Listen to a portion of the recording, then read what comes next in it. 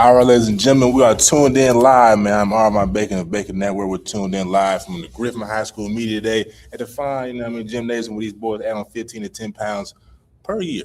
So to my left, KJ Jonson, Paul Robinson, the man, the myth, the legend, King Fuller.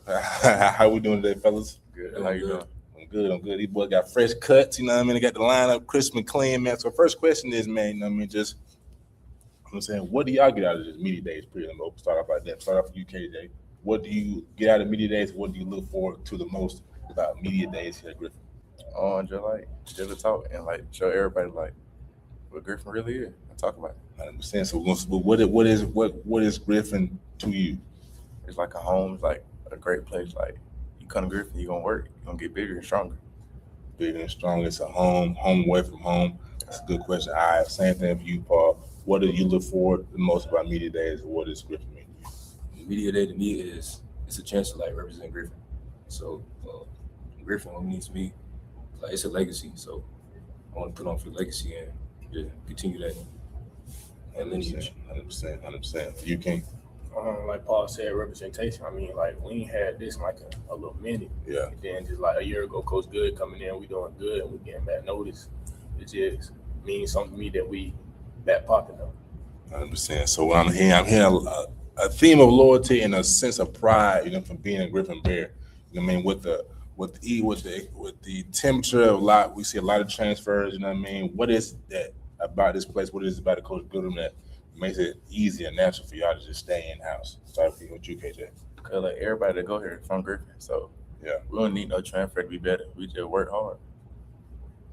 I would say this is the type of coach he is. He's a coach you want to play for, and I don't really think there's a lot of coaches like him in Georgia. So. We homegrown, so Coach Good also from here, so he know how it goes.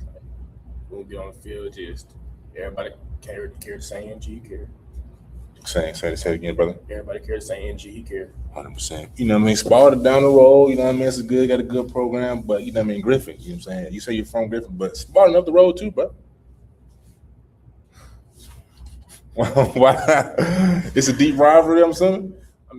It was a deep rivalry, but it ain't no deep rivalry no more because we look into it it's bigger than that now. Everybody cool, everybody want to get to college, you know what I'm saying? So it ain't too much of a rival no more. We just cool and locked in. We know what the bigger picture is. Y'all handle business. What is the what's been the record against y'all in Sparta over the last 5 years? I can't even remember, but I think they up top right now. They're up top right now. I think they're up top right now. All right, so it's get back season. Yeah. All right, for sure. All right. I'm saying everybody at Sparta, if you tuned in, they on record. But let's transition to, you say y'all, it's bigger than just crosstown rivalries, back putting the G back on the map, back to winning state championships. You got some big games on the season. So I'm gonna start with the quarterback. You know what I mean? Stevens is on the list. You got to go see the Grange, if I'm not mistaken. Central Carrollton is on the list. These are all good programs. These are all testers to erase the question mark to see if Griffin is for real. What game what game are y'all most looking forward to? Central Carrollton, since we lost to them last year, but really all cause all don't matter. So if we go 1-0 every season, every game, it'll be good. 100%. So, but before I go to Paul, man, like I said, leader of the team, quarterback. What are you doing specifically to make sure y'all handle and take care of business this season? Make sure everybody on the same page. Before the game, make sure everybody ain't too hyped so we can be focused on the game. Okay, all right. If you, Paul, any question, brother? I will also say Central Carrollton. We lost to them the past 2 years. We lost to them last year in the regional championship. So I expect to see them again in the regional championship and win it all. Okay. King? I'm pretty sure everybody gonna say Central Carrollton because of how we just keep losing to them. We're just ready to beat them. 100%. So, Central, everybody says Central Carrollton. You know what I mean? What happened, man? Time to reflect on what happened last year, man. If you ask me, I feel like we got caught up in the, media. We got caught up in the outside noise, and then when we got to game time, we just fell apart. That's what it was. 100%. Well, so for everybody, man, whoever wants to go first, what would you say has been the biggest? What's been the biggest thing that y'all grown up from since last year? Discipline. And what aspect? It's we just now starting to figure out when we start listening to what Coach says, and then we talk on the field ourselves, it's way more easy. Okay. I say being able to cancel out the outside noise and then just keeping the main thing like the main thing. I say playing as a team, cause like last year it used to be like different noise from everybody, but now we all one sound. Oh, so one band, one sound. All right. You know what I'm saying? What's that? What movie is that? One band, one sound. Drumline. Little drumline reference. So I want to ask y'all this. Griffin is a special place. All the community comes out from what I hear, especially when I seen the Griffin versus Jonesboro basketball game. That really put it on display for me. But you said about canceling the outside noise. Just how is it playing in Griffin? Is it a lot of people that are checking on, man, what happened? And so if so, I mean, how do y'all be like, hey, auntie, you know what I'm saying? We got it. We're gonna take things to the next level. This shit, just watch us. How is that for y'all? I mean, like, it won't definitely be like that because people think they know what they be talking about when it comes to coaching, but they really don't. So it just be like, I just be like, if somebody say something to me, I'll be like, just put it in like your perspective. If you coach us, would you be able to handle that? I'd be like, no, you wouldn't. So you can't even say nothing to us. 100%. So all y'all would say the same thing. All right, for sure. 100%. All right, let's move on to this as well. Griffin, a lot of success. You know what I mean? King's doing his thing, Paul doing his thing. KJ, you know, you don't have an off yet, do you? I do. You got like a boatload of them, right? I only have one. That's fine. So it's a lot of success here, man. Just how is it to see everybody kind of, you know what I mean, blow up and catch offers? You know what I mean? Everybody winning right now for the first part. It's great. I love seeing my brothers do great. Absolutely. I love it because my freshman year, I don't think we had not one dude signed like Division I. So I love it. I love it a lot because it's something new, and I feel like it's trickling down to the younger generation because they see we can do it, so they think they can do it too. They can. I feel great. Like my freshman year, I ain't gonna count. I wasn't nothing, so it's just like coming to the next year and then doing my thing. So like KD, he came in and got like 4 offers. It's just like Paul said, trickling down. And we putting this place back on the map. So like, if coaches go back on the road and like they come to Georgia, they most definitely might come to Griffin. Nah, no doubt. I remember talking to Coach Goodrum. I think it was maybe a couple games into the first season when he came here. Like, yeah, man, we got a lot of 27s, a lot of 28s, a lot of 29s. So what was different about y'all class, man? Was just y'all work ethic, attention to detail? What made y'all the class that was going to reshape the G? My class, for sure. We know when to stop playing 28. We know when to listen and when to take it serious. I feel like 27. When we came in, we were 1-9. Then we went 1-9 again after like our sophomore year. So, but we always had the talent. So it was only a matter of time before we blew up. All right, only a matter of time. For you, KJ? Yeah, but what King said, like, we listen. We don't do too much playing. And like, when it comes to business, we handle it.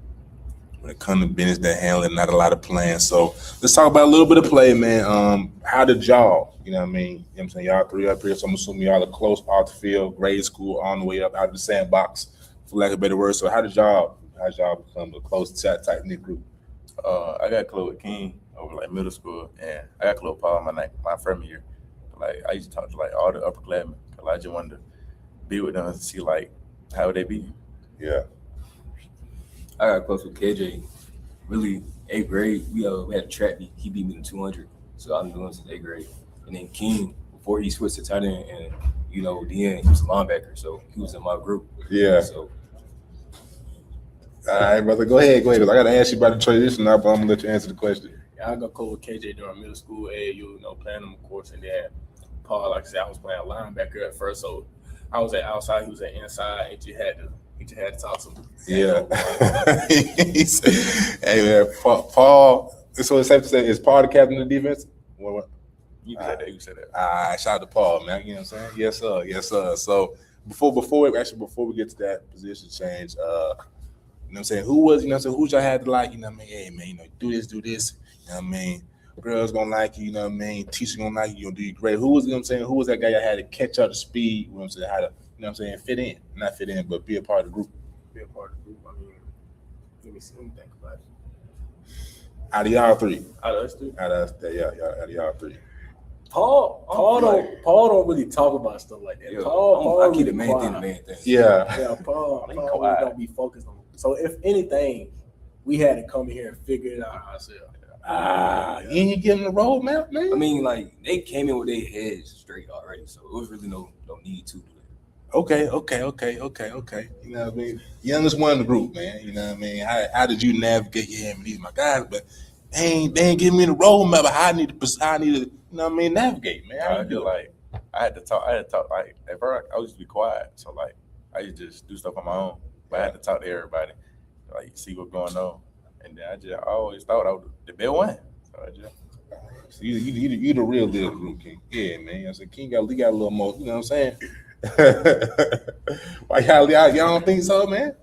Paul running, man. I ain't say nothing. All right, for sure, man. So talk about your transition from linebacker to defensive end, tight end, man. How did that go?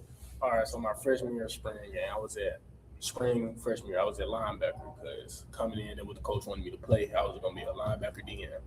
Then when that coach left, I felt like I wasn't gonna be able to play linebacker like he was gonna coach me to. So I went to tight end. My whole freshman year, I did not catch the ball. I was a great, strictly blocking tight end. Yeah. So me and Dad, they moved me to defense because I was physical, of course. So I ain't touched the end my arm freshman year. I was just strictly blocking tight end. Mm-hmm. But then Coach Good came in. He moved to DN. He figured out some ways I could help, and I was just producing from tight end to DN. And then For sure. How is that wear and tear on your body? You know, I mean, defensive end is a physically demanding position. You know, tight end is probably just as much. You got to score great opportunities. I mean, I do it in practice, and then I work for it, and also I recover my body. You know what I'm saying? I ice my knees, and then I go to place up the road, like for I think chiropractic and stuff like that. So I mean, you got to take care of your body, do stuff like that. So you said go up the road. How is the how do I say it? Recovery services here in the city of Griffin? I mean, I don't think if you want your body to recover good, I wouldn't go nowhere in Griffin. I would go somewhere else to grow for sure. Okay, for sure. So what about y'all too, man? You know what I'm saying? Would y'all say the same thing? What do y'all do for recovery? I know you play linebacker, you get this quarterback. Really, I ice a lot. I take a lot of Epsom salt baths. So that's really my main thing. And then I don't know if you know, but I tore my ACL my sophomore year. So ever since then, I've been big on stretching and just looking up different type of stuff to help my body recover. Okay. So you do a lot of stretching. So how was you know what I mean? How did you overcome that mentally? Especially at a young age, toward ACL, a lot of people like, man, you know, you may not be able to move the same. So how did you overcome that mentally? Really, I just had a good support group. You know, my parents, family, coaches, they believed in me. They pushed me to, push through. So they helped me. They helped me a lot. Yeah. Man, for you, brother, you know what I mean? You got to keep that shoulder right. I know you're working with K10, you know what I mean? But how do you stay on the field, not off? Like after air practice, I ice my shoulder and elbow, and then when I get home, I stretch. I take a lot of Epsom salt baths, ice baths, and I do cryotherapy. You do cryotherapy. So what is, you know what I'm saying? For the people who don't know, I know it's a cold therapy, kind of simulation of the cold plunge, maybe a little more in depth, but what is the cold plunge? I mean, what does cryotherapy do for you? Like just make my body feel great again. Like say after a game, like that Saturday, be hurting. I'll go out there, get in about 10 minutes, 5-10 minutes. Then I feel like great again.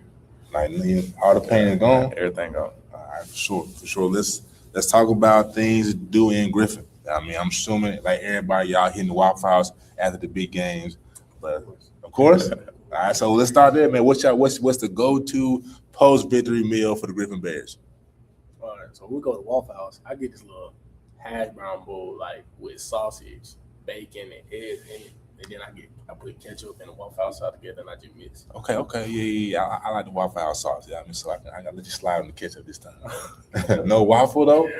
I ain't never get a waffle. I gotta tell you what, you gotta ask like a little special order. You gotta put the patty on the waffle, so it's kind of like a patty melt, but it's like really a waffle melt. Okay, yeah. Yeah. Okay, no cheese. Cheese on it, yeah. Cheese, eggs, yeah. Hash brown. Okay. And you say you're doing the what? Hamburger patty or a sausage patty? No, hamburger patty. Hamburger patty. All right, brother. You know, I might take some of these down. I'm gonna have to try them. I'm gonna let y'all know, man. What about you, brother? Me and King really got the same meal. I just add ham and jalapenos. Ham and jalapenos. Yeah. So I know y'all seen.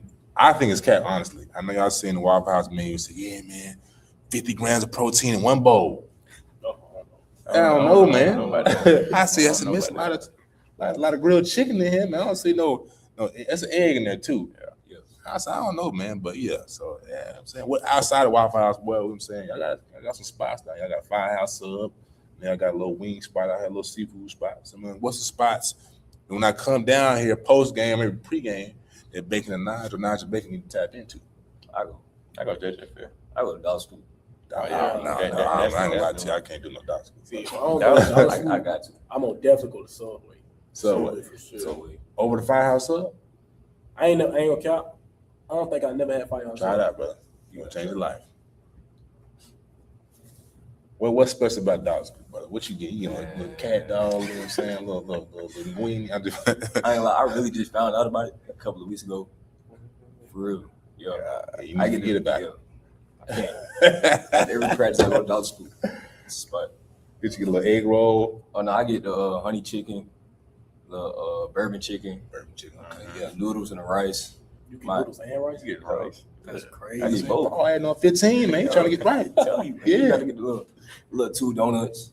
Hold on, they got dessert. donuts? Yeah, they got little Chinese donuts. Yeah, What's Chinese donut like, bro? they taste like donuts. They just got it's like a lot of sugar powder on the donuts. Okay. I'm telling you, that's a little. So like powdered donuts? It's not powdered donuts, but it's like sugar sprinkles on a donuts. Oh, okay. I understand. Yeah, like Yeah. kind of yeah. All right. So he turned you on to the Dollar School too. Guess where y'all go to? Dollar Yeah. School boys? Yeah. What you go to, man? I mean, I go honey chicken, bourbon chicken with the broccoli chicken, the Yeah. potato, and probably like chicken on a stick. Yes, You feel me? Some All right, man. Yeah, coach, you gotta get it right. You gotta get off this Dollar School, man. You gotta say, yeah, man, I just go down to the Olive Garden and get y'all something nice. I guess they like that. All right, man. So, all right, we talked about what y'all like to eat, man. Where y'all going for the drip? Where y'all going for the clothes? Get right, you know what I'm saying? For when you go to family gatherings, let's keep it like that. When we all buy y'all clothes that out here. I mean, I go to the mall. Tomorrow. Yeah, I don't really go ahead. All right. Take that.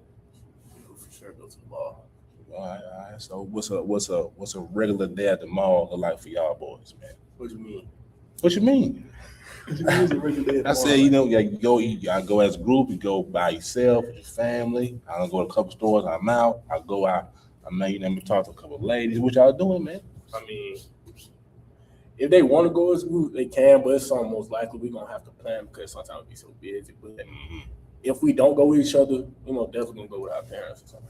All right, responsible. You know what I mean? I like that. All right. So, you know what I'm saying? Everybody driving? yeah, I am. Mm, All right. I gotta get the license. King Go ain't for driving drive. yet. I am driving. Illegal.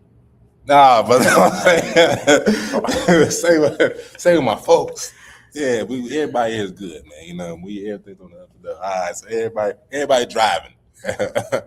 All right, so all right, well, who's running the sticks? You know what I'm saying? Who's running the streets right now in NCAA? On me. You boogie. It's me. Y'all don't play that much.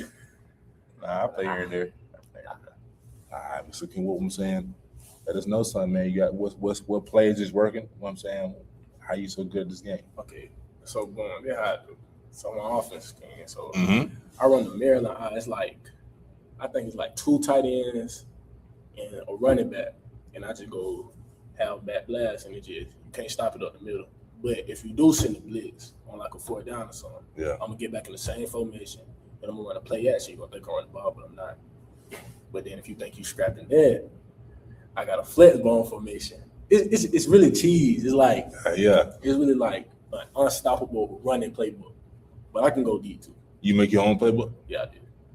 Hey, boy, I know somebody getting a ball. I like that. Let's see. So, what's your top 3 go-to teams right now in NCAA? NCAA. Yes, sir. Oregon, Ohio State. I ain't really played with no 13. I ain't really played with no 13 yet. But when I play online, I ain't gonna count. I've been using Florida State. Florida State. Okay, yeah. I really like the you said I like Oregon. I like the Corian more. You know what I mean? Heisman sleeper this year. I like the Corian more. Then you got Oh yeah, I be putting him at running back.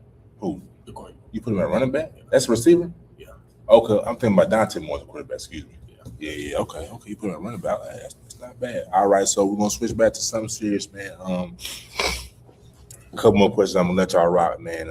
Just what was the moment for y'all? I mean, Paul, you already kind of touched on it with your ACL, but what was the moment for y'all, man? When y'all hit adversity, how you responded to it, how you overcome it, if you can.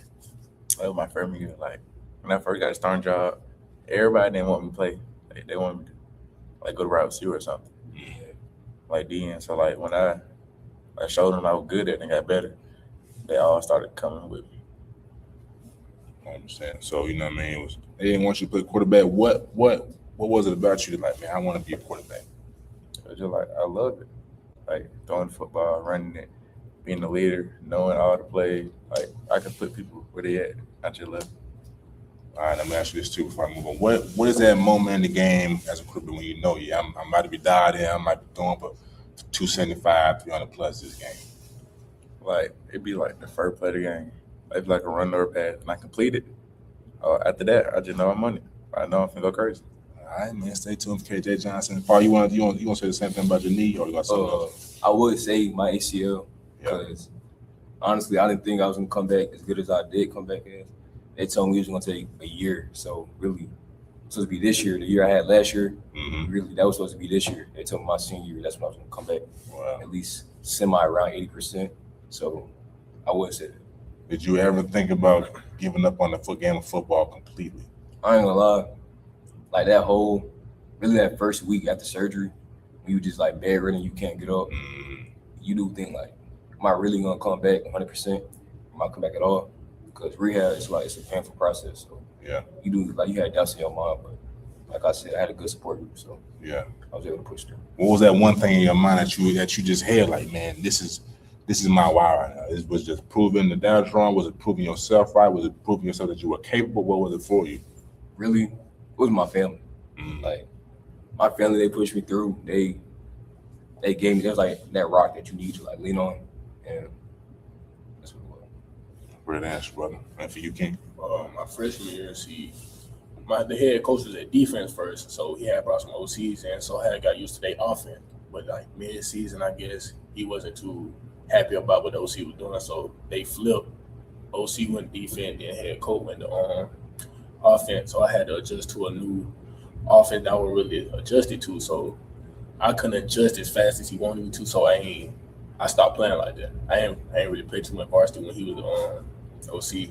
I played a couple JV, but then I had to figure out what he wanted. And finding my role, being a blocking physical tight end, I had to do that. All right, brother. All right, man. Last question, fellas, man. What is y'all goals for this upcoming season? To throw over 1,000 yards from rush, 1,000 yards, and to win every game and go to state. 100%. I'm more focused on team goals, region championship, Yes, sir. and state championship. That's my 2 goals. All right. Win region and win state. I'm gonna be better do it there tight end than I was last year. All right, Steph, man, go ahead and shout out y'all social, man. Where can they stay locked in with KJ Jonson, Paul Robinson, and King Fuller? On X, on Twitter, it's King2028 with 2 underscores. On Instagram, it's CappyGrandson7 __. My Instagram is Paul Robinson. I don't know my handle. It should just be my name.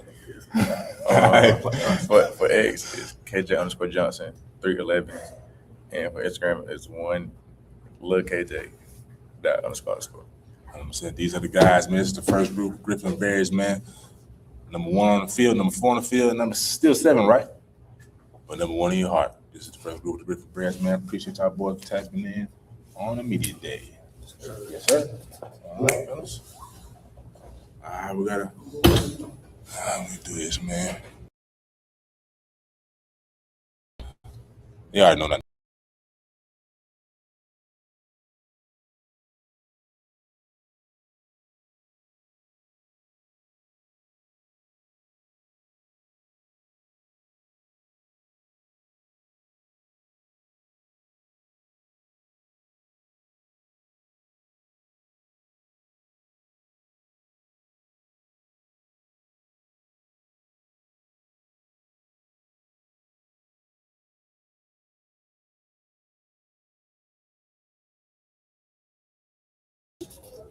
We got a who is this?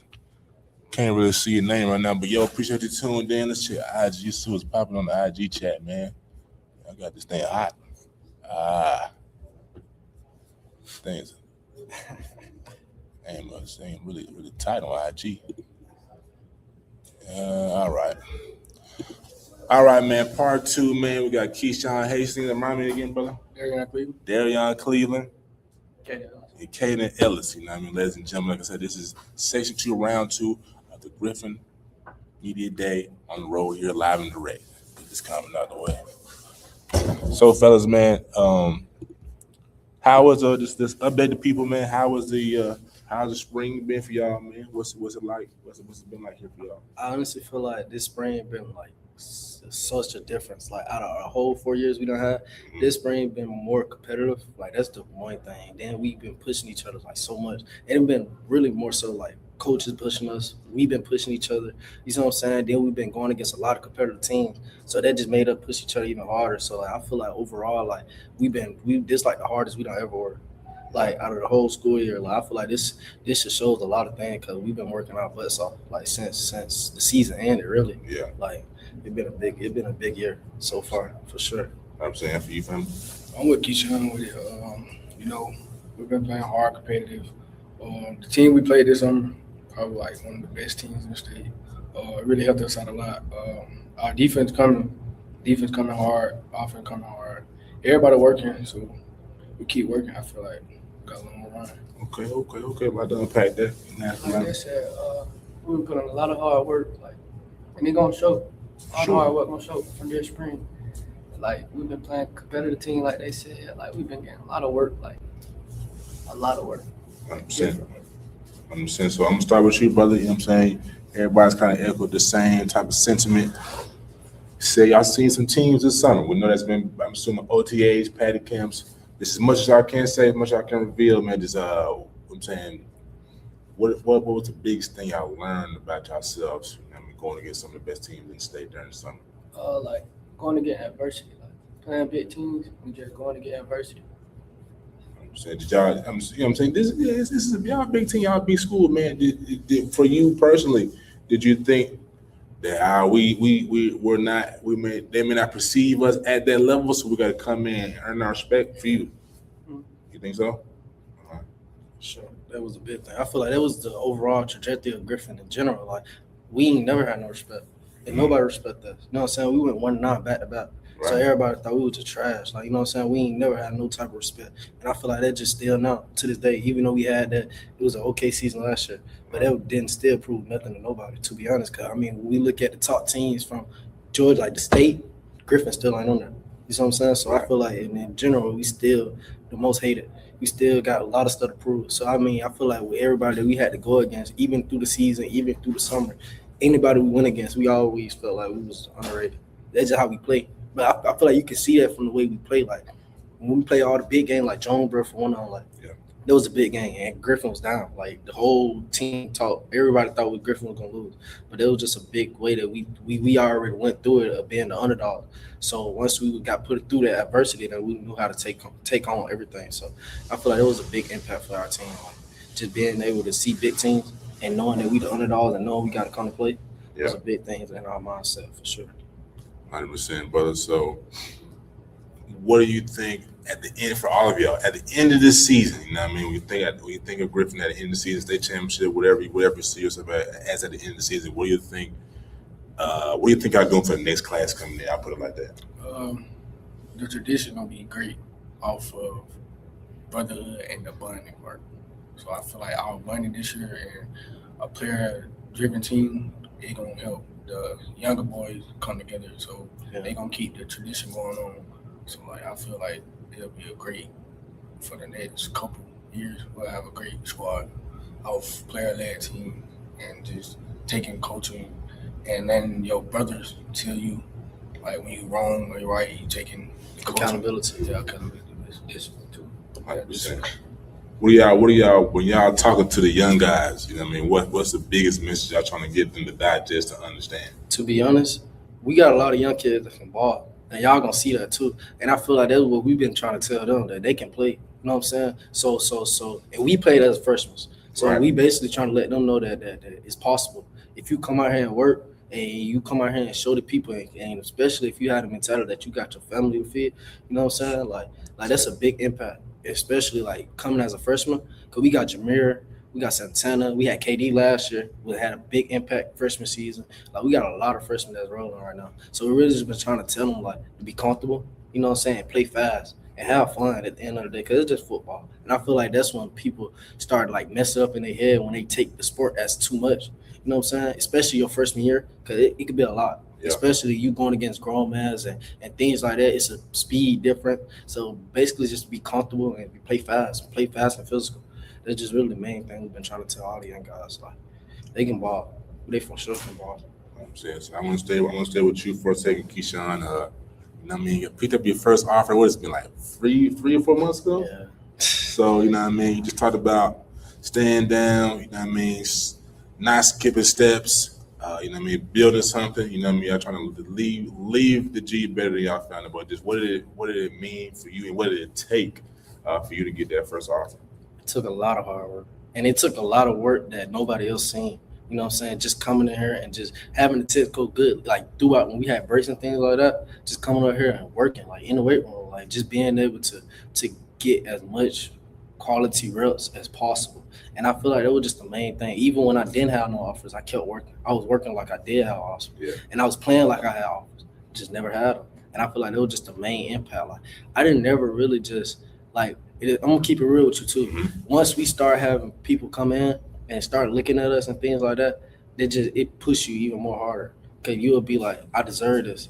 But it's just not coming. You know what I'm saying? Yeah. So I feel like it was just a main mentality I had, like just being able to work, knowing my back against the wall, knowing I got a family to feed, knowing that I got people to depend on me. So I feel like it just pushed me even harder to go harder. And then when the opportunity presented itself in front of me, then I was just ready. Like when the coach came and when he came and talked to me, we had our sat down and talk, I was ready. Like I was ready for the opportunities. So I was just really waiting for the opportunity to just present itself to me, honestly. So 2 more questions for you, Keyshawn. Move on to Brother Cleveland. You know what I mean? During that process, you having to wait longer than most, especially with the talent that you have.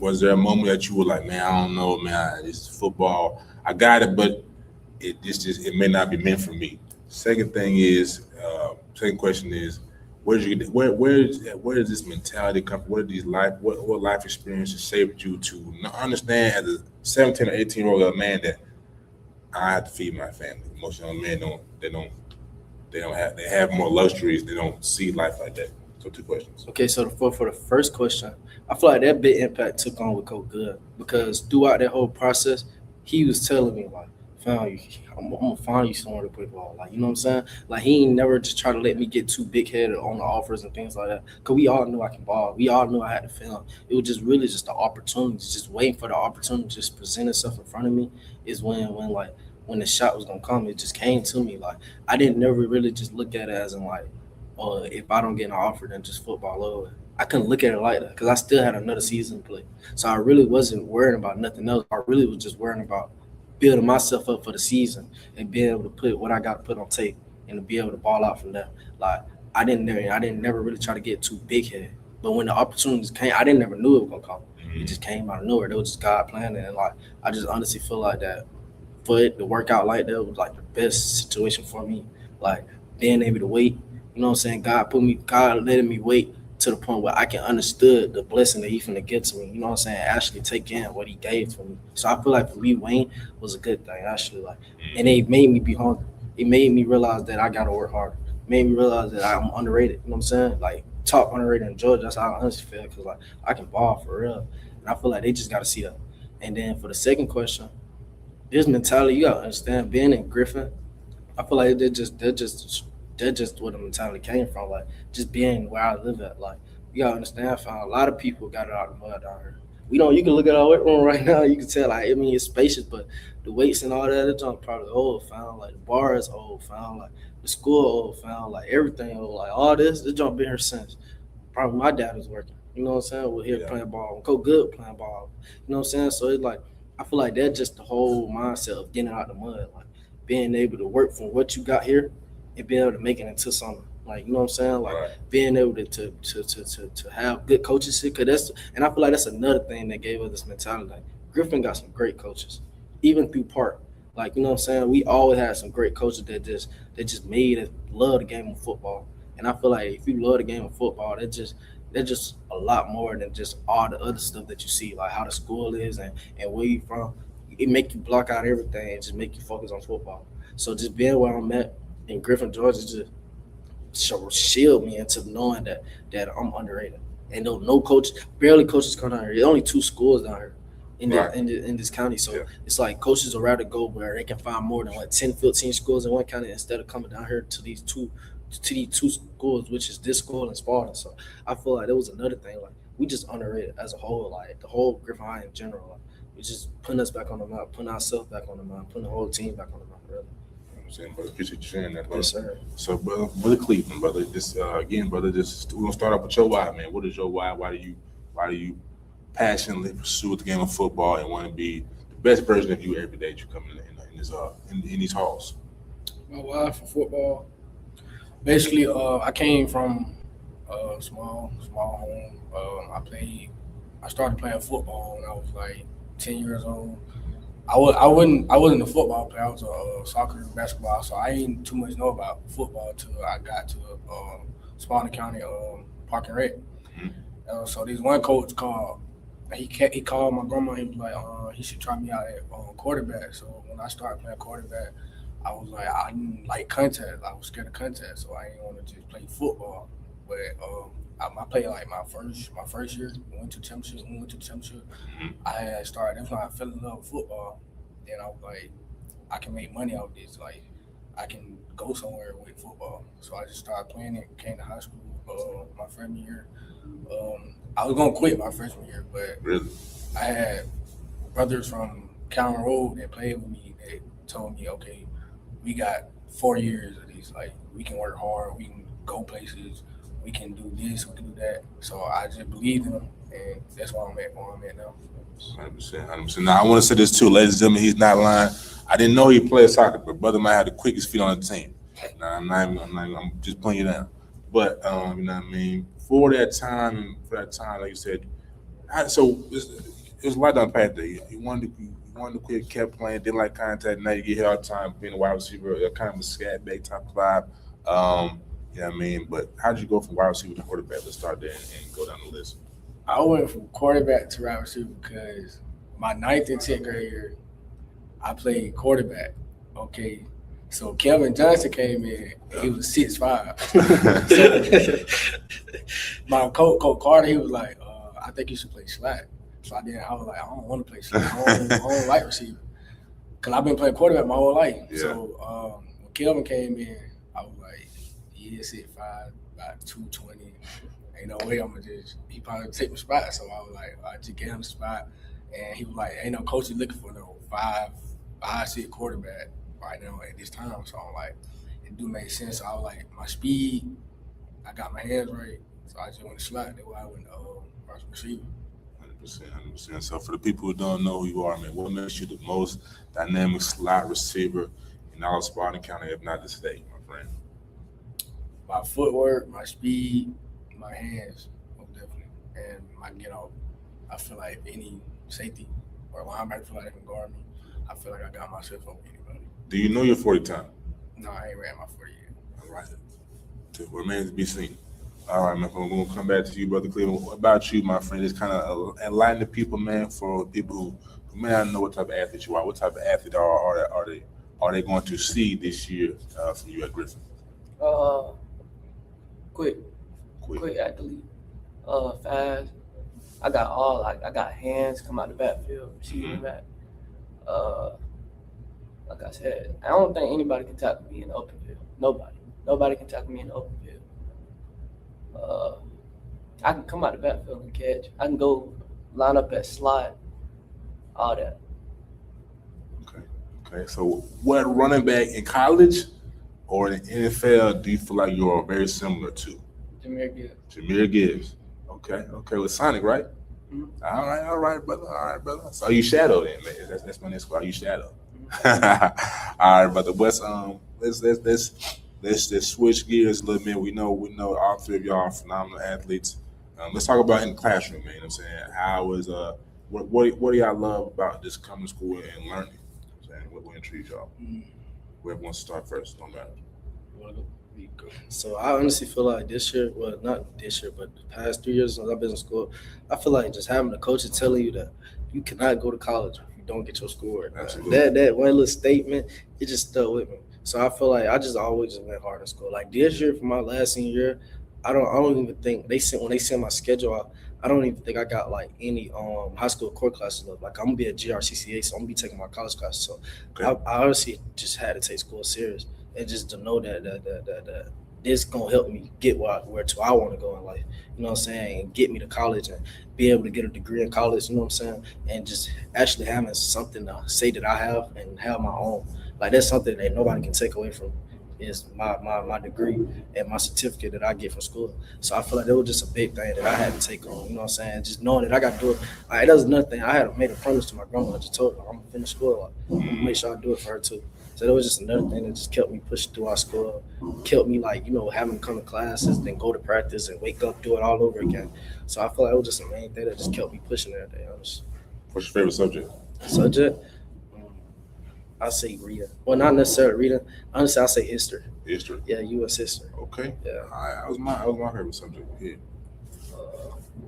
To me, I always been a student athlete. Like ever since elementary school. Like I think my dad really pushed me. Like I always played football since I was little, and my dad always told me like, without school you can't go nowhere in life. Like without school you can't really go nowhere in life. So that always stuck with me, stuff like that. So I always been on my A game in school. What's your favorite subject? Science, Science. All right. Like biology, chemistry, physical. Which one? biology. Biology. Okay. What about biology? What drew you to what intrigued you about biology? Is it the human dynamics? Really? All right, brother. That's what's up, brother. That's big. All right. What about you, my friend, brother Cleveland? My grandma really. I have always been an AB student. So when I got to high school, I ain't gonna lie. I started out slow. My 9th grade year, I was a little crazy, like going crazy in the building, getting in trouble, all that. Then my coach was like, "Get in trouble can not get you in college." So I got to like my 10th grade, 11th grade year. I started to buckle down, got back on my word, got my grades up. GPA went up very, very high in my 9th grade year. So basically, just stand on my work. Yeah. So let me ask y'all this, y'all. Yeah, obviously I got a lot going on. Y'all always busy. How do y'all? What's some tips for this time management? How do y'all balance our time? Got to perform on the field. Got to perform in the weight room. Got to perform at home extracurriculars. You got to perform in the classroom. How do y'all balance your time management? Yeah, I honestly been like, that's something I gotta learn. Not gonna lie, cause like, I'm really like, cause I go from here, like during the summer, I go from here. We work out things like that. I be at work.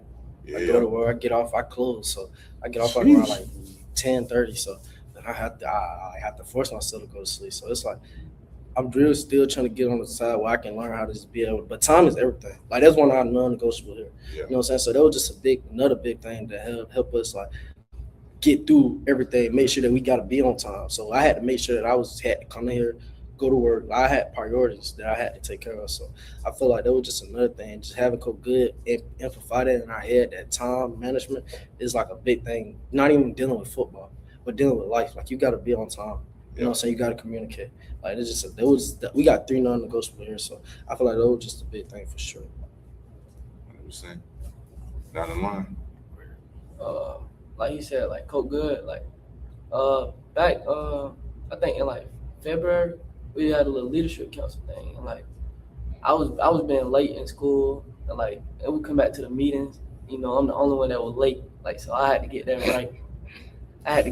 Because it was like crazy. I was late every day, ain't gonna lie. So I had to just get that right, and you got to get sleep, and you got to eat. Sleeping, eating is really gonna help you with time management. That's true. That's important. That's imperative.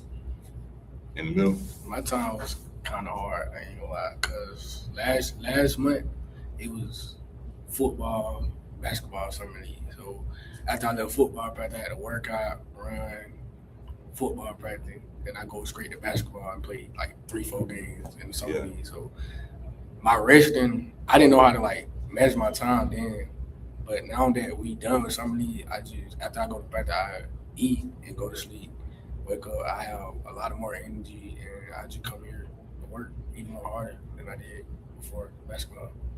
Nah, that's big, man. I mean, what Coach G is instilling y'all, you already know it's a lot of skills I can take on forever. Time management is everything. But just what's been the biggest? I mean, I know Coach G is still a lot of messages into y'all. What y'all feel like is the biggest message y'all gonna take away from y'all experience here at Griffin? He done said so much. He done gave us so many quotes. I can't even understand. I don't know. I just feel like just. I feel like it's the non-negotiables. You can't never forget them, and they're just another big thing in life, like time, effort, communication. Those are the top 3 things that can get you far in life. Like those things that can actually like when things mess up, when stuff go bad, you gotta learn how to communicate. You know what I'm saying? When you love the things you love, you're gonna have time to put into it. That's one thing he tells us, like you'll know what you love by how much time you put into it and your effort when you put into it. And I feel like not even dealing with football, I promise you, like even when I'm at work, I have to tell myself I gotta get my effort, I gotta get communication. Like if I'm gonna be late, I gotta talk to my boss, you know what I'm saying? And effort and time, like you got to be able to have everything. Like those 3 things can push you far in life. So I feel like that message, our non-negotiable, will for sure like push me beyond life and like forever to stick with me, because that's just something that he tells us every day. Like every single day we have a meeting when we go over. Like that's something that everybody should know. That's like that's a world number 1 priority, like for sure. Really, what he just said, like time, effort, and communication, you're gonna need those like every day in life. You gotta be on time, you gotta communicate, and you gotta get effort in anything you do. Facts. Same thing. All right, for sure. You have to. So last couple questions, fellas. I'm gonna let y'all rock. How did y'all meet each other, man? You know what I'm saying? I'm assuming y'all close, man. Tell me the group dynamic. Yeah, Dre been since babies. Yeah. Word. Like we cousins from both sides of our family. So like we literally we grew up so much. And then we went to middle school together. We won a championship together over there. Came over here, changed the whole trajectory of Griffin together. It's like we did a lot. Like when I actually grow up and get older, I can tell our kids, bro, that boy Dre, like y'all like know Dre was nasty apart, right? Like Dre literally was like the best athlete in Griffin, bro. Like he was the type to go from one side of the field, come from the other side, you know what I'm saying? Get the dodge of people throwing them off, touchdown every time, Dre. And then Kaden my cousin too. So it's like, bro, just family. I ain't gonna lie, Griffin's small, so you got a lot of family. You know what I'm saying? Yeah. But like, and another thing, he went to Carver, and that was our rival in middle school. so we used to bump heads like football season. But then when they came, we knew that was good, because when we won our championship, they ended up winning next year. So they felt like they had the ultimate class or whatever. So when we put that class and that class and this class that we had, when we all came to high school together, it all like came together.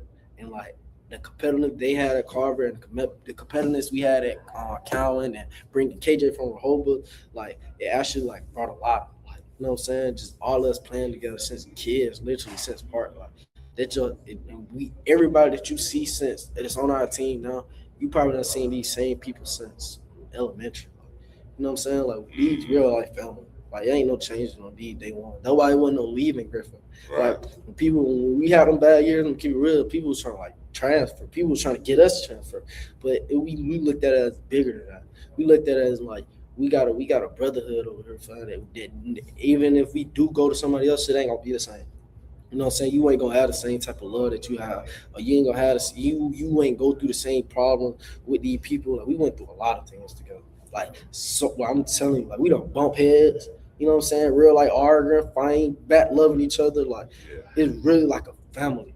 You know what I'm saying? It's bigger than what everybody else see. And I feel like that's another thing that what kept us together, even in 2 years that we did go on and on together. Like when everybody was bashing us, saying we trash and this and that and the third, fam, we didn't let it get, because we knew we was a family, fam. We knew that if we worked together, we knew what we could do. We knew we was young. We was some freshmen, fam. I mean, y'all can have that. But now that we older now, fam, it's a whole different story now. It's a whole different type of people that trying to get on our boat. But we ain't even with that. You know what I'm saying? We ain't with no new people that trying to hop on our way. Cause if at the end of the day, fam, we had each other back through matter what. Like no matter what we went through, we always had each other back. Cause we all we have, we all we need. For sure. Yeah. So I gotta ask y'all, man. You know, out of the group, man, who's Mr. Casanova, man? Casanova. Who's getting the most? You know what I'm saying? Who's fine? Who's well with the ladies, man? Me. Not gonna lie. Hey, look at him. You ain't say nothing, man. I'm You just, I'm locked in on bar, coach. That's all I need. Hey, female come. I ain't gonna lie, my freshman year, when I first came, started at the quarterback, was doing all that. Female was coming left and right. You were the freshman starting on varsity. So Now that I don't realize like they can be a distraction to me. I don't calm down and just focus on the football. Really, like, so I ain't just been too much studying females and all the outside stuff because I don't want to mess up my senior year or let down my team because I come here one day coming mad because she did this and she did that, or I come in the game and she done said something to me before the game that stuck in my head the whole game to where I can't just play the game I want to play. So I had to figure that out the hard way. So I just been really just focusing on my goal, like where I want to go make money at, where I want to go play at. You feel me? So yeah. And then these females are gonna come. Like, you know what I'm saying? Yeah, they gonna come regardless. These females gonna come regardless, man. So it's really nothing that you should be worrying about personally. You really should put your focus on the thing that you love and the thing that you actually care for instead of just carefree female. Because at the end of the day, fam, when you get money, fam, PG-13 now, but not lying. With things going on, man, like these females gonna be here at the end of the day, fam. I mean, you know what I'm saying? So it's like it ain't even too much to be worried about. It ain't nothing to be tripping about. Absolutely. Now, for the record, these young men, they love ladies. We love women up here. We're not putting out that last boo. We're all gonna keep it real on the live stream. But nonetheless, fellas, as I let y'all go, man, just what are some goals? What are some personal team goal, whatever y'all want to say, for this upcoming season? I'm gonna go for my personal goal. Yes, sir. My personal goal this year, I want to make first team All-State. Like, I want to be one of the top athletes, like the top athletes in 5A this year. And our team goal, our team goal is to make a run, basically. Like, we want to go to the state, but we want to we want to make a great run, better than last year. Last year was just the start of our run for the next couple years for Griffin High. So I want to just make a big run, and I want my team to come even more closer. Come together, work hard, and just feel me, have a great team. Absolutely. Like you said, we want to win the state championship. And my personal goal, I want to be one of the top backs in the state. Yeah. I want to go for like 1.5K rushing yard, and including receiving. Yeah. At least like 2K. Okay, brother. Yeah. I think I can do it. And like, 10 touchdowns? Why not, bro? Why not? And so, last thing, fellas, where can they stay locked in with y'all journey? Where can they follow you at? Like I said, where can they stay locked in with y'all day-to-day operations? Shine0_. How you spell it? Spell it out for me. SHON__. And then on Twitter, Keyshawn, KISHON, Straps, STRAP. Instagram, HE, Darion Cleveland. On Twitter, Darion C3345. On Instagram, 6 reasons why. It's a 6.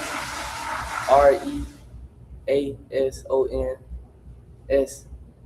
I mean, WH 3Y. Yes, sir. On Twitter, Caden EL3_. CADENEL_3. Hold on, can I say my personal? I want to say my personal. Look, my personal goal for this year, I feel like honestly, last year ain't doing enough for me. Like honorable mention, All-State wasn't enough. I want to be first team. You know what I'm saying? Especially at DB, first team all region again. I want to show all the college coaches that I can ball. You know what I'm saying? ACC, anybody that want to take a look at me, I can really like ball and really just to be able to win a region championship. And then really state or no but, like state or bust. Like I feel like that's the main goal. That's everybody that we got in our head right now, going 15 now. Like that we break it down on 15 now. Like that's the goal, fam. So I feel like that's the main thing for sure. 100%. Big games, last thing I promise. Big game, a lot of big games. I got to see. I got to see Central Carolina. I got to see Stevenson. It's a big game. And another one is the Grange. Mhm. So what game we are most looking forward to? And yeah, what game we are I'm most looking looking forward to it. This year, Yes, sir. Central Carolina. That's such a character. See me, I'm looking down to the first game to the last game. All right, brother. I like that. I like that. We're trying to go 1-0 every week. Fast. I like that. I like That's the that. main thing for sure. Like we ain't need honestly, fam, I feel like Central Carrollton is the most biggest game because that's like more so like 3-3. You know what I'm saying? We don't lost back to back. It's only right we win this year. You know what I'm saying? But everybody else though, it's just 1-0, fam. Like you know what I'm saying? Like Stevenson and LaGrange and all them, we ain't never played them before. So I mean, they just like a regular team. Like they're just another team that we got to go against. That's just gonna be on our schedule. You know what I'm saying? But Central Carrollton, we got history. You know what I'm saying? We done played against these folks. We done had big games with these folks and lost. So I feel like that's a bigger game that I'm looking forward to, honestly. But in general, I'm just ready to ball out my senior year. That's a big thing for sure. You know what I'm saying? We sign our fellas. Just say our names again for the people who know. Keyshawn. Barry. Kaden, There it is, gentlemen. Appreciate your time, man. Yes, sir. Coming on the Yes, show. sir. Yes, sir. I'll let you out. That'd be up too, man. Absolutely, man. Appreciate y'all boys, man. Appreciate you too. Yes, sir. All right, fellas, y'all come on in, man. All right, man. Hey, bro. Don't be shy, man. I'm gonna check the comments out real quick. Appreciate everybody tuning in. All right, RTG Jeremiah Jones said RTG return to the G. Feel free to sit down in any order. We're just gonna check the comments out. All right, Treya, about ruthless in these comments, but I'm telling you.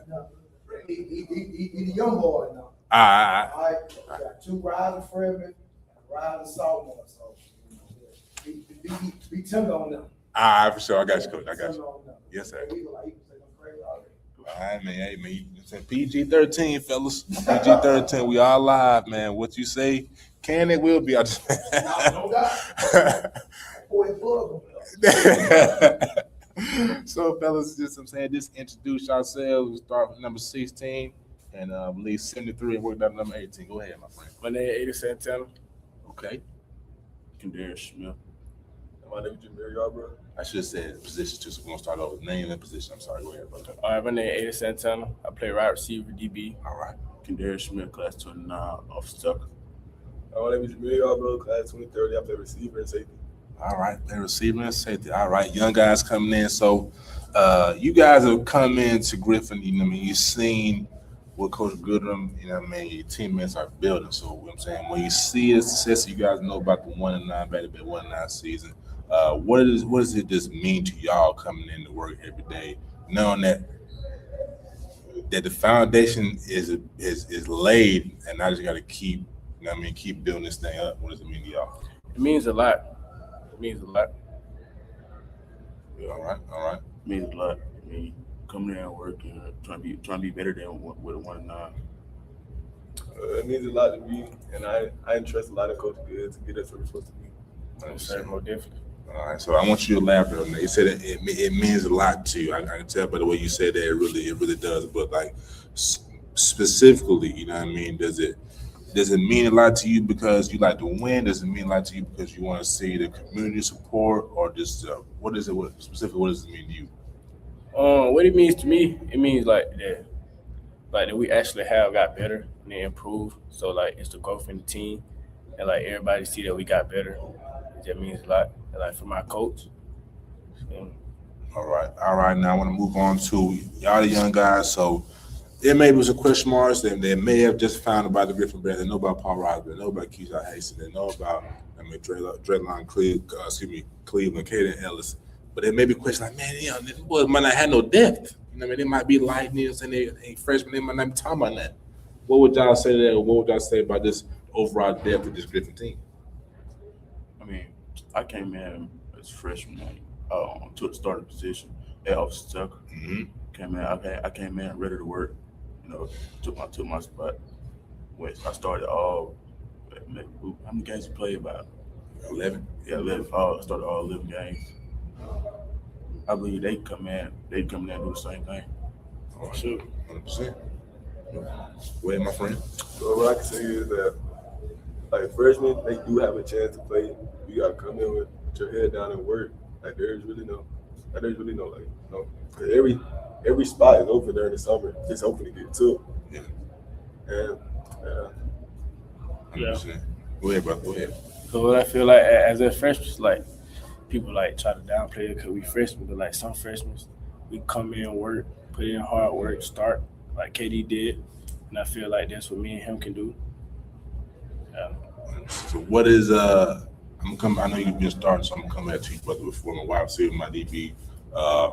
What is the most dynamic thing about your game that people will see this season? You know, for to come in and dominate. You know, I'm coming out dominating harder than I came in last year. Yes, sir. You know, where I've been working on my condition, and last year I was getting a little bit tired in the game. You know, I'm working on my condition, so be better. But specifically for you, is your footwork as an offensive lineman, is your punches, your hand? What do you feel like is your biggest trait? My footwork definitely got better. Been working on going to the park, working on it and all that. All right. Go ahead, brother. what was the question? What's your biggest trait at your position? Like, what if people watch you, they're like, yeah, or just what do you feel is your biggest trait about your game? I feel like my biggest trait at first as a receiver, I feel like I'm very physical on the outside when it comes to blocking and going up, you know, for the 50-50 ball. I feel like I'm very physical as a receiver, and I've been working on my footwork and making my route running more crisp. Yeah, like banging up on what he was saying, like being physical on the perimeter, at like blocking and going up for balls. I feel like I got that, and like what I think my trait is, my speed. Like there was somebody that look at me and say, like, "Oh, he's fast," because you know I'm a fast receiver and I can run good routes and stuff. All right, for you, brother, who do you, when you watch college football or you watch the NFL, or maybe a team, who do you feel like you try to, it's not model your game after, but you take a lot of inspiration from watching them play the game of football? I can see Zachary Brent, because Zachary Brent's like, he an athlete, Yeah. and I'm an athlete too. I can play everything, like running back, receiver, quarterback. So like I see me as Zachary Brent's type person. Okay, so like, so you say you might be able to, you might be seeing you take a couple end rounds and shit. Yeah. All right, dynamic. All right, brother. What about you, my friend? I can see me modeling my game after receivers like maybe KJ Dove, Jeremiah Smith, and Jacoby Lane. Because them are very big physical receivers. How tall are you, brother? I'm 6'1" right now. 6'1" right now. Okay, as a freshman. All right, that's something to keep in your mind now. But maybe 6'4", 6'5". You never know. Coach G feed them that food. We're gonna see what these boys eat that. But a couple of them guys, they need that dollar scoop. We're gonna see what these boys eat that. What about you, my friend? You said what we eat at? No.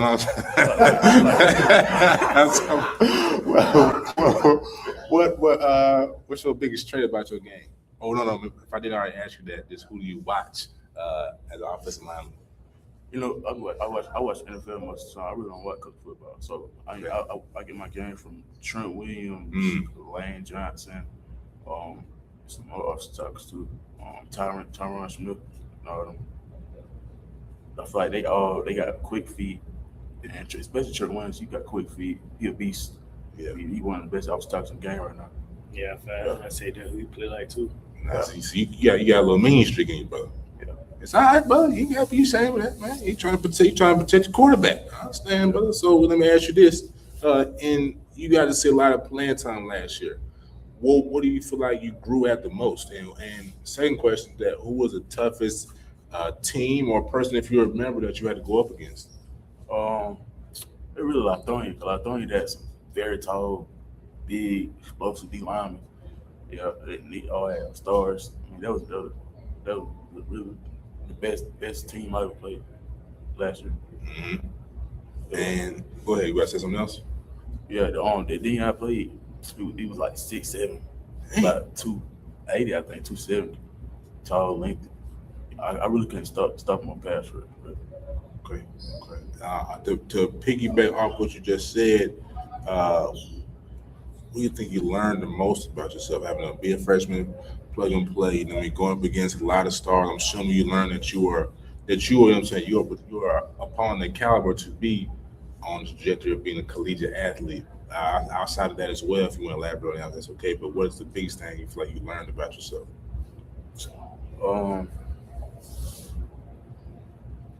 I really learned that I could come in. I came in like ready to work. Yeah, so And take time, brother. Take time. Yeah, you know what I mean? Just whenever that adversity hit, did you be like, yeah, man, I didn't know how to respond to getting beat 2 or 3 times in a row, and I came back and I didn't give up a sack. You know what I mean? What was that yeah, experience? I mean, Jonesburg game, I gave up a sack. You know, my coach Reed, the O-line coach, he was really mad at me. I came back in the game. I got my stuff together, got back ready to work. 100%. So I want to ask y'all this, man. I'm not sure. I'm assuming y'all be on to you guys hang out outside of y'all are friends. Yes, sir. You know what I mean? So just tell me about the group dynamic. You know what I mean? You know what I mean? How y'all boys, you know what I'm saying? How y'all boys have fun amongst each other? How we have fun, like, instead of saying friends, like, these my brothers. So, like, I can say we go to the field, work, like, go out. Like, that's how I say that we build our relationship more and have a dynamic together. So who do y'all see? Would you say is more the leader of this group? More the leader of this group? Yes, sir. All of us leaders, but I say him because he already has that high school experience. So, yeah. All right, my friend. Yes, sir. You at the end. I can say that mostly, well, we build bonds in person, but I can say most people do build bonds along the lines online because we play games and stuff. Yeah. So we get time to learn each other then. And then we do a lot of team bonding. So, you know, everybody gets to get along with each other. 100%. So I'm gonna ask you as the bona fide leader of this group, what drew y'all to each other? Was it just I know y'all were locks, you know what I mean? Was that what drew y'all to each other? I mean, I met on Jameer in 8th grade. Mm-hmm. He was one of our best receivers. He came in being one of our best receivers in DNs. He played DN when I was 8th grade. And I met Aiden, I think, my 7th grade year. We went to the field together and all that. They said, big man said, he said, you boys I got to keep myself around these dogs. I said, I can't really hang out with just anybody. So we'll say, for you, brother, you know what I mean? What if, you know what I'm saying, what do these guys to the left of you mean to you, bro? They mean a lot. The reason why I say they mean a lot because that's who I got to go to war with, like, every time we play. So, yeah, they mean a lot. 100%. These few right here mean a lot because these are my teammates. You know, as he said, I played middle school with him. We had a pretty good middle school team and all. And he was really our really best lineman on that team. Yeah. And he led us to the state semifinals. You know, we sadly lost 2 years in a row. And I'm over there. I've been with him since I was like 9 years old. You know, we played ball together. And, you know, we just been together since. So we got a strong relationship. That's interesting. So y'all play receiver, y'all already kind of got that chemistry. Yes, sir. You know what I mean? What does that chemistry kind of look like? You know what I mean? So y'all could be lined up opposite in the field, like, I'll give that look. We know what the route combo is. It takes spacing, you know what I mean, timing to make routes work. So just talk about y'all on the field dynamic. So I can say he's very a fast, shifty receiver. So when it comes to route combos and stuff, he's usually the one that gets to break first, and I break off of him. And so he's the fastest one. They're like keyed in on him. So he really gets me open. I get him open. There's like different concepts for that. Yes, sir. Head on down, my friend. Yeah, like he was saying, yeah, basically everything he said was really much what I was gonna say. Okay. Because like I'm the faster receiver, so it's gonna get him open because they're gonna be keyed in on me to stop me because my speed. Yeah.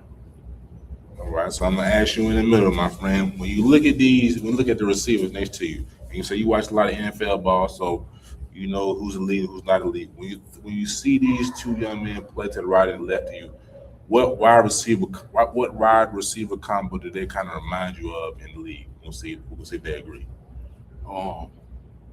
really when Debo and Bernard Goodrum was on the 49ers, because they were my favorite team. I really watched them the most. They were really, that's what they remind me of. Okay, I ain't gonna lie, that's pretty good. That's pretty good comp now. Yeah.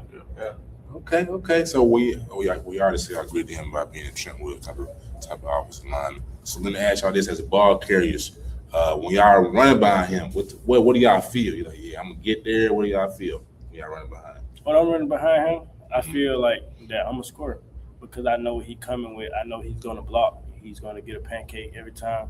So I know I can do something off of him blocking and being physical to hit my holes and get north to south.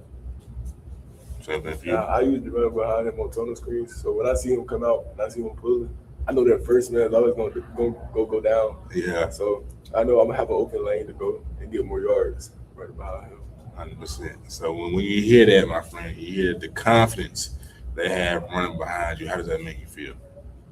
Make me feel good because I know they're finna get ready to go try to score. Good. On lead blocking. Yeah. I know they're going to find a path to go score. 100%, man. So I want to ask, all three of y'all, that y'all, you know what I'm saying, y'all underclassmen, y'all been playing not school ball, but like youth league ball, played middle school ball. When you get to high school, you know, that things change up a little bit. You know, some breakouts come, you know what I mean? You got the question, you say, man, I ain't had no water in about 10 minutes. I don't know if I'm ready, coach. You know what I'm saying? So just talk about, you know what I mean, just that adjustment period, you know what I'm saying, coming from middle school to high school ball, and were y'all ready for that, for the more physically demanding PT, personal workout? I can say it was coming in during the summer, it was I expected it, but I didn't expect how hard it was going to be. So just waking up in the morning and coming to workouts, like it shaped me to be a better person. And I can say that in middle school, we wasn't really used to like waking up early because I always practice in the afternoon. So, especially during the summer, and lifting wise and conditioning. And I can say the coaches are more tough on us, and they want us to be better, and they help us.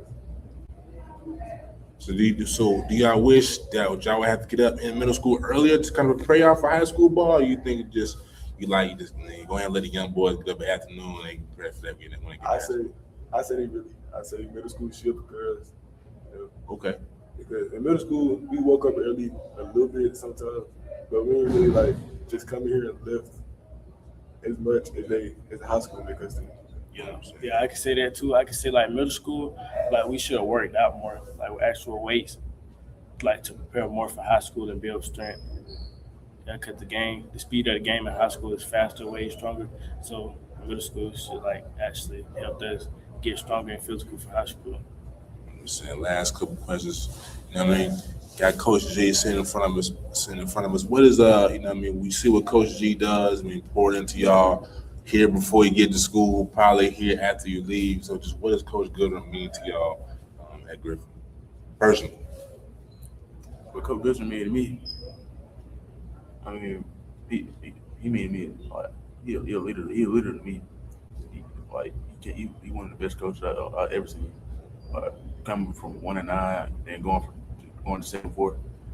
Yeah. He got me ready for high school. He means a lot to me because my head coach, and I can see that he changed the program to a better program. So that means he's a great coach. So he means a lot. I can say he's a great coach. Me and trusting in him, I put a lot of trust in him, and I feel like he's gonna change the program for the whole time that he's here. And I just feel like he's a very great coach, very great leader. He's respectful towards everybody. All right, last three questions, fellas. We talked about food earlier. You know what I mean? What do y'all eat, man? What y'all eating in the I can city? start off with that. See, you said what we eat In the city of Griffin, what y'all eating out? American Deli. All right. And co-sign that, yes sir. Yeah. What about you, brother? I eat a couple places, but one place I mainly eat is McDonald's. You gotta go get $5. Yeah, I get a $5 meal at about 2 burgers. Yeah. Well, I had some McDonald's the other day. I can't. Yeah, go ahead. Eat your brother. Yeah, like what KD said, I do eat a couple spots, but I can say my favorite place is American Deli. Yeah. 10 piece on your house. That's 10 piece fries. Yes, sir. Y'all eat none of that dollar scoop, do y'all? I eat dollar scoop, but it's not like how it would eat American Deli exactly. Yeah. Okay. Yeah. This every blue moon type thing. Yeah. You know what I'm saying? Type thing get a little tight. You just give me 3 scoops, ma'am. Little sauce, I'll call that thing a day, man. But all right, so music, man.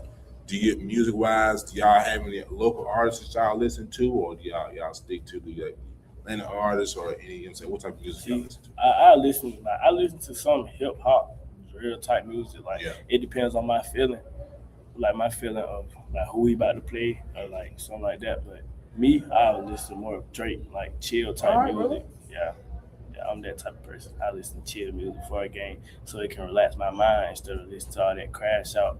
Yeah. PCs, baby. All right, brother. Yeah, we got a little something. All right, go ahead, brother. I listen to a variety of music. I'd say the artist I listen to most is Lil Baby. You know, like he has certain songs. You know, he has chill songs. He has songs that can really turn you up. So he has a lot of variety of songs depending on the mood that you're feeling. Yeah. So you taking Baby over Gunna? Yeah. Dang. It depends. It depends. Yeah, sound straight, but you like Gunna. I can tell you like Gunna a little more than Baby. It's all right. We like Wayne. We respect Wayne, but I think Gunna. To me, I listen to like he said before the games. I listen to some grass shot to get me ready for the game. But like at home, I listen to Young Thug, Lil Baby, and all Young Boy that. too. Yeah, and Young Boy, mainly Young Boy. All right, fellas. That's the last question, man. What are some personal goals? Personal goal for this upcoming, personal and team goal for the upcoming season. I can say my personal goal is for this upcoming season, have 10 touchdowns, like 500 yards. And what I say for like the team, go region champs 10-0, and always want to make it to game 15, number 15. Yes, sir. State champ. Yeah, and then for team growth, I can see be better than last season. So we went 7-4 last season. Go anything like more than 7-4, 8-2, 10-0. Really want to go 10-0. Yeah. I want to go 15-0. Yeah, They really all 15-0. want to go 15-0. They champs. Be a better O-lineman than I was from last year. More dominant. You know, be the leader of my O-line. Me, I started with my personal goal. I said one of my personal goals is I want to stay myself and prove to everybody that I'm one of the best freshmen in this incoming 2030 class in Georgia. And as a team goal, I feel like I want to be better than last year. So, you know, we did go 7-4. So I can say, 15-0, you know, that's always great. But I can just say I can see 8-2, 9-1, 10-0, region champs. All right, for sure. I done paid that, but I promise one last question. What game are you most looking forward to this season? The most game I'm looking forward to, City Character. Security. They beat us in region championship last year, so I'm looking forward to go get that back and beat them. Yes, sir. I'm looking forward to security, but man, really Stevenson, because you know Stevenson, I'm finna go get ready to go against that 5-star Cadet Green. Yeah. Yeah, I got that DN. They got a couple DNs over there. Man, you know I got you over anybody. Yeah. I can say Central Carrollton and Stevenson because the couple record predictions have us losing them 2 games. So I can say I feel like we're gonna prove ourselves and we'll not be too tough. There it is, man. Common theme is Central Carrollton with the Griffin Bears. Once again, fellas, let the people know y'all name and where can they follow y'all and stay locked in with y'all on y'all day. My name is 87 Santana, class 2030. You can follow me at IG at 6onGo, Twitter at 6onGo too. Kendarius Smith, class 29. You can follow me on Twitter, Kendarius, and Instagram, Kendarius. Jameer Yarbrough, class 2030. You can follow me on Instagram at Lil_Yarbrough and my Twitter, Jameer Yarbrough. All right, fellas, man. Appreciate y'all coming on, being y'all selves. Yes, sir. I love it, brother.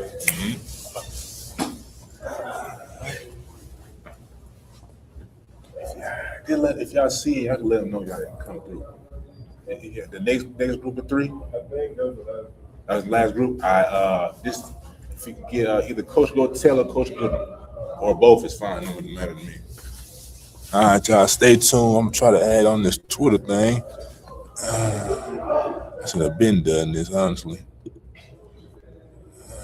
T6, baby. But I'm seeing that. So, ladies and gentlemen, stay tuned on going on where we are transitioning Let me sit down. Transitioning, I believe that's all the group players.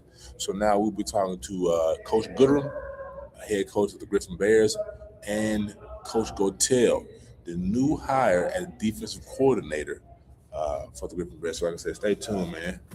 We've had Griffin representing the G.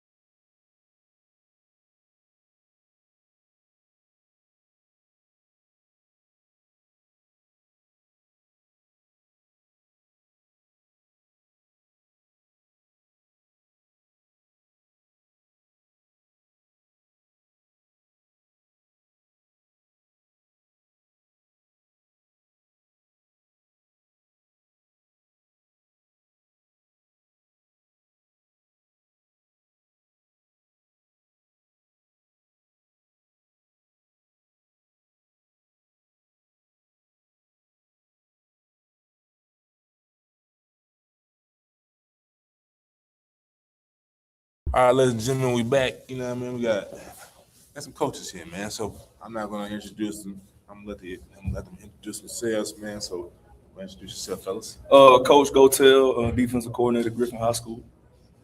Coach Owens, offensive coordinator, Griffin High School. 100%, fellas. Coach Cotel, Coach Owens. You know what I mean? Just tell us, you know what I mean? This is a season. You can say we got some expectations on it, but just how has it been? This season, this time around, have some momentum behind the G. Really just trying to keep the kids focused on what's important, man. Keeping us locked in on what's going on internally versus like the outside noise as far as like getting better every day, being the best team that we can be instead of like trying to live up to the outside world's expectations of us. As long as we control like what we put in every single day, we can live with it. Pretty much the same thing. I understand that no one's bigger than the program, no one's bigger than the G, you know, and that includes coaches as well. And just to understand that, you know, the standard is the standard. And we got something that we're fighting for every day, which is we got to come out and work hard every single day, and that's given to us. I think we started to gain a little respect from last season, but we don't want to just live on last season. You know, last season is last season. You're only good as your last game, and the last game we lost. So, you know what I'm saying? So we're coming back to be a better team, ready to make a deep playoff run.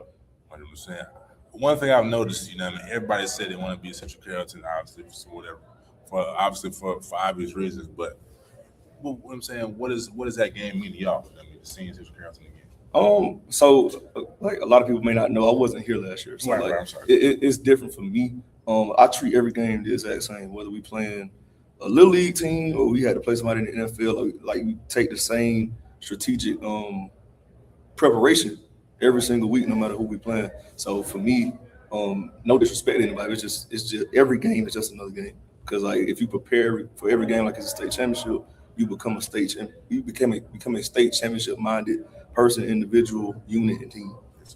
Kind of just to piggyback off that, you know, like Coach said, no disrespect, no bulletin board material, but as of this moment, man, the biggest game to me is probably North Clay, and that's because it's the next game. Right. So, you know, no disrespect to Central Carrollton or Stevenson or anybody else on our schedule, but for us, and that's, you know, part of keeping the main thing, the biggest game is always the next game, and that's it. And if it's a bye week, the biggest game is Griffin. You know what I'm saying? Yeah. At the end of the day, we want to make Griffin better, no matter what we're doing. I'm saying for you, Coach Gotel, man, I believe Coach Goodrum came back home. You came back home after last year. I feel like, you know, it's a sense of loyalty here at the school. You know, I can't try to. In my head, I was trying to remember the superhero movie, like they set out the oracle and everybody comes in to meet up. I feel like this is what this is. So for the people who don't know the reason why you came back to the G, man, why you feel so attached to this community, being from here, just put it in perspective. Why'd you come back to Griffin? All right, so for all my Barnesville people that may be watching, I'm actually from Barnesville, Georgia. Okay. But I have coached here before, and the reason I came back, man, is just like the direction that the program was going in. Coach Goodrum is a phenomenal leader.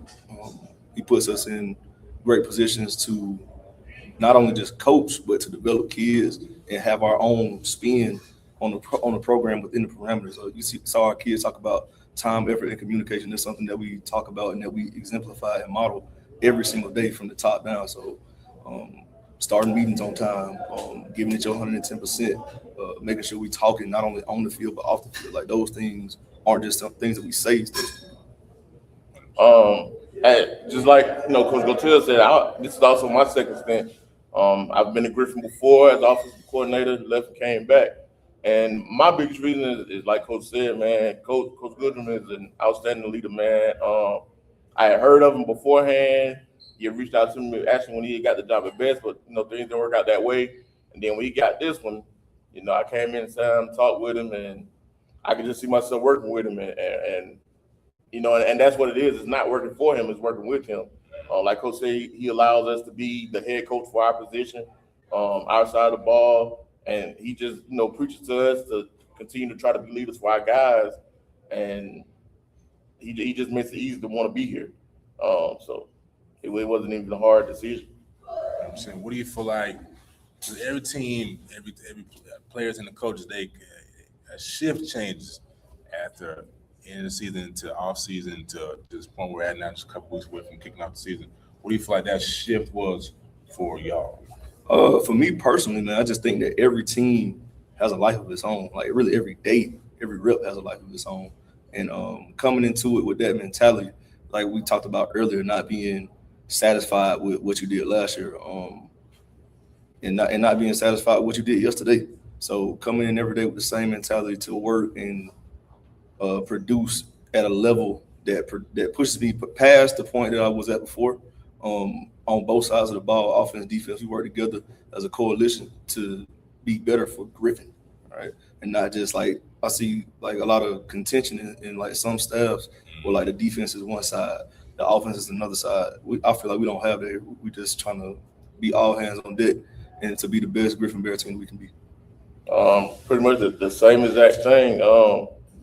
At the end of the day, it's one Griffin, and that's what we believe in, and we always want everybody to respect the G from the outside looking in, but also the guys that's on the inside. We want to respect the G, at all times, and it's something that we believe in, and we just want everyone else to feel that way. I think for the kids, the biggest thing was after last season, they had a belief. The season we had, it's tough going 1-9. It's a culture change, it's a mindset change, and they started believing in us and what we brought to the table. And I think that's just kind of what's carried over through the spring and through the summer. I mean, we had kids that didn't miss days, all summer workout, and came in and grinding. That's just a tribute to what Coach Good has started building here, and then them just believing in the program. I'm saying, so like just a bit off that, Coach Owens, you said one. I don't think it wasn't a kid that missed their workout. It was a very small amount that missed workouts. When you have that as a coach, and you see that, man, these kids really buying it, they really believe it. You know what I mean? Just what does that do for you? What does that do for you as a coach? You know what I mean? For one thing, it kind of makes the job a little bit easier because you know that, all right, at the end of the day, when you want to have a successful program, you want to have a player-led team. And, as I was tuned in earlier and I heard one of the kids talking about having a player-led team, once you get to that point where you can have a player-led team and your players allow themselves to be held accountable by teammates, you got something. And right now, that's how we kind of feel. You got something. Okay. I like that. So let's just go here. Obviously, Coach Tails on the defense side, you're on the offensive side of the ball, Coach. I want to just talk about those as much as y'all can. I don't want y'all to reveal anything or your secrets, but just how's been that battle, man? Just iron sharpening iron in practice. I'll start first. Yes, so I talked about my first stint here. I was actually his wide receiver coach, like the first time I was here. So we have a lot of rapport from those days about 5-6 years ago. And really. So I know a lot of like offensive stuff, and I learned a lot of that through him. So getting my foundation early on in my coaching career, it kind of showed me how to like go into it and always compete, but at the end of the day, stay within the framework of the team dynamic. And that's been something that stayed with me the entire time since my first days at Griffin 6 years ago. And the same thing. I mean, Coach Goodrum is a very competitive guy, and I love that about him, and that was one of the things when I reached out to him to be the wide receiver coach. The first stint was big, and then when Coach Good asked me about him coming back to be the DC, I signed off on that quick, and with him understanding the offense, it makes us better because he knows what it is that can, give a defense problems with things that we run. So with that being said, that helps make us a better team. And at the end of the day, we got the same common goal. Same common goal.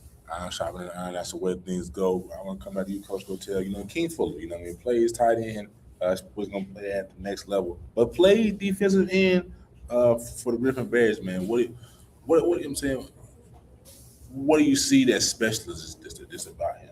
I'm gonna just start with the obvious one. He's 6'5", 230 pounds. So whenever he plays with motor, whenever he plays with speed and knows what to do, he can wreck shop. This is high school football, man. We're not gonna try to overcomplicate anything. So we put the guys on the field, tell them what to do, give them the lineup and communicate, and just let them play fast. And that's my whole goal defensively. Now, like a lot of people will want to like come in and have a whole bunch of different stuff that they want to run and things that they want to do. But as long as your kids, if they can't execute it at a fast pace, then you really have nothing. So starting off with the foundational pieces for King Fuller, just playing hard, playing fast, and playing with tempo all the time. So as long as he can do that, he'll be great with me. 100%. So for you, Coach Owens, I want to ask you. You know what I'm saying? You really got a lot of gadgets. Gadgets got a lot of big guns. You know what I'm saying? Really ain't no small gun. You ain't really playing no pea shoots. All right. So you know, but it's saying that you know what I'm saying. Everybody wants to. It's chomping at the bit to get the ball. You know what I mean? So how do you kind of manage that, and what are you most looking forward to just about having the array of weapons? For me, you know, I pride myself on being organized out there. That's one thing that allows me to be successful on the offensive side of the ball. So I keep a touch chart. I like to keep how many touches my guys got. I want everybody to touch the ball. It makes it fun, you know, when everybody understands that they got a shot to make a play. So, you know, one of the things I pride myself on when I first got here was I didn't want 4 receivers. You didn't have to be a starter. I wanted 8, you know, at least to go 8 deep. So if you were in the top 8, you were gonna get a chance to play. At the end of the day, my job is to get the ball in playmaker's hand and let them make plays. So it's real simple. 100%. And then just talk about excuse me. Talk about this. You talk about everybody's gonna get the ball, but talk about the development of KJ Jonson. You know what I mean? I think it's gonna take a big step up from last year to this year. But what have you seen his improvements this year? Kelvin KJ Jonson has taken tremendous strides. And for me as his coordinator, I try to talk to him every day and let him know. I want him to understand that I see the strides that he's making. Yes, sir. You know, I see him working outside of the times that we put, you know, for Griffin football. He's working outside of that. And that's part of the reason that he's having the success that he's had. You know, Kelvin, he's 6'5", 235-pound quarterback that when he came in, he was a quarterback, but all he had really ever done was run the football, you know. Right. So he was a glorified running back in a sense. And he came in, you know, I had him his sophomore year, and we started building on things slowly but surely. And then he just took this offseason so serious that he wanted to prove to people that he was more than just a run off the football, that he could make the big throws. And, man, he's probably had one of the best off seasons that I've seen in a while, man. And he's not stopping. Like, I mean, I watched the video of him yesterday of working out training. Like, he's on a mission, but he's doing it quietly. Yeah. He has his head down and he's just working. That's all respect. And I always want him to know that I see it. I would like to comment on that too, yeah, man. Like, just for me being on the defense side of the ball, especially like previously working inside of his offense, like seeing him take the strides that he's taking, stressing our DBs to make windows tighter. Like that's helping us develop and it's helping him develop because we have some really competitive battles in 7-on-7 one-on-ones and just team run, team pass, and team all the way. So I think us feeding off each other is like helping him take his next step, and it's also helping the DBs on the other side take their next step as well. So like we again, iron sharpens iron.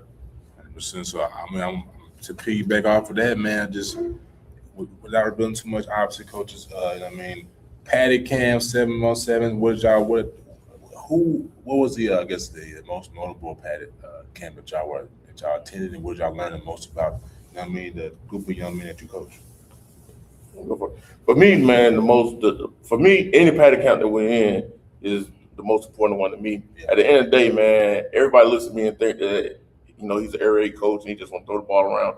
I may be air raid, but at the end of the day, I want to be physical. And when we're in the padded camp, that's what it's for me. It's not for me to throw the ball around.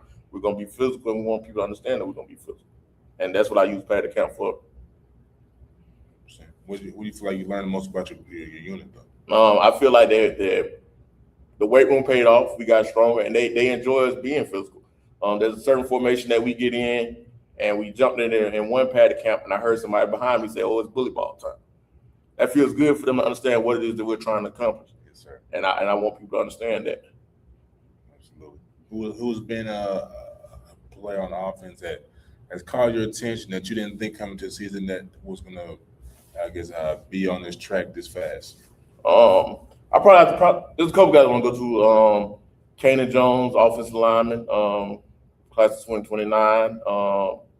Jordan Williams is another one who they've had tremendous offseason, man. That, you know, played on the JV team as 9th graders, and right now they're in a position battle at right guard, and they're each day one's the starter, one's behind. The next day somebody else stepping up. So again, it goes back to the iron sharpens iron.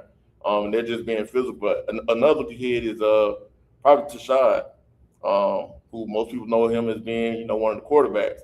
And we made a move to put him at receiver, man. He's made tremendous strides. He's made big plays in 7-on-7. He's made big plays in OTAs, but he just brought a physical sense to what we want to do on offense to kind of show what it is that we're trying to build. And he's showing that every day when he's out there blocking. We take pride in that as well. What about you, Coach? Just this summer in the paddock camp sense, man, I just feel like we went against a lot of really, really good competition. And one thing that I can say about us defensively is like I said in the first interview, man, we want to have 11 hands to the football at all times, no matter what we in, no matter what we call. I want to see physicality. I want to see people sprint to the football. I want to see people making plays and getting the ball out. So we can do those three things, we'll be straight. But again, like just building upon our identity, communication, guys getting lined up fast, playing fast and playing physical, man. And I think the paddock camps kind of helped us continue to develop upon that as we got out of the spring and into the summer. 100%. So we know the future guys mainly in the front seven. I mean, we already talked about King Fuller. We talked about Paul. Well, I haven't talked about Paul Robson, but Paul Robson is definitely a name that a lot of people know by now. But what are some other guys that I'm saying Georgia football viewers should know about from Griffin that they're going to be plays? Give a shout out to Amir Stokes, Yeah. cornerback. Another kid, Josiah Truesdale, cornerback receiver. Zamari Daniel, one of our senior leaders, and the whole linebacker core for real.